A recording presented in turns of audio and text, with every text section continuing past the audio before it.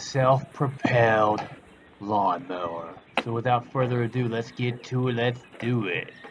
So we remove it just like so, and I'm going to show you the details here in a second of how exactly it goes in there.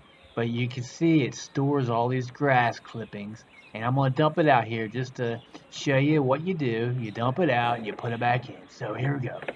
So it's very, once you get it down pat of where exactly, here you go. So we're picking this up. We're picking up this will protect, this is where the grass comes out. It spits right out the bottom from the blades after it cuts the grass. So we want to put this plastic in the plastic and get it in just the right way.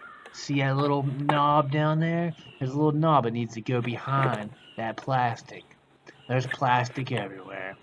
So the plastic knob goes behind there, and that's what keeps it from falling down or falling off. So you want to get it right. As you can see, I'm showing you, that's where it goes.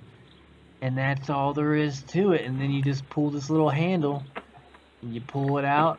And I'm showing you here exactly how it fits in. Exactly how it fits in, as you can see. This is a great snapper lawnmower, self-propelled. And when you have the bag hooked up, you don't want the side mulcher hooked up.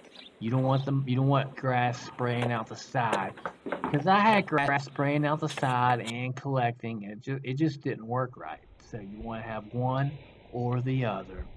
This has been another Mad Human Pizza video. Have a great and wonderful day.